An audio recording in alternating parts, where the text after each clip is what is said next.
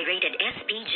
Striktong patnubay at gabay ng magulang ang kailangan. Maaaring may masiselang tema, lengguwahe, karahasan, sexual, horror o droga na hindi angkop sa mga...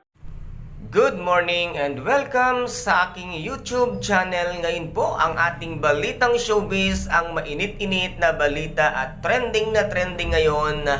Ito ngang si Christy Permin ay baka sa kulungan nga ito magpapasko at maghihimas ng rehas dahil nga natalo ito sa kaso nila nitong ngang si Miss Sharon Cuneta at itong si Mr. Kiko Pangilinan dahil nga sa kasong sinampa sa kanya ng cyber libel at ngayon nga ay natalo siya sa kaso at dito nga ay mismong inamin din ni Christy Permin na natalo nga siya sa sinasabing kasong isinampa sa kanya ng mag-asawang Miss Sharon Cuneta at Kiko Pangilinan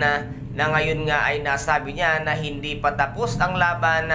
at may aabot pa nga ito sa pinaka mataas na hukuman. At ano kaya ang mangyayari ngayon sa buhay ni Ate Christy Permin na ngayon nga ay nasampulan na siya dahil nga sa kanyang mga ginagawang pagbabalag chismis at ngayon sa kulungan ang bagsak ni Ate Christy Permin na ngayon nga ay maraming mga netizens ang naaawa din na sana naman daw ay hindi na lang nila hindi maituloy na siya nga ay maikulong dahil may edad na nga ito at baka kung sakasakali man ay doon pa nga ito magkaroon ng sakit dahil nga sa kanyang edad na at ito'y mai-stress dahil sa kulungan siya magpapasko at maghihimas ng rehas ngayon dahil sa mga kanyang ibinabalita at ito naman ay noon pang trabaho ni Ate Christy Permin ang magbalita dito nga sa showbiz katulad nga ng mga nangyayari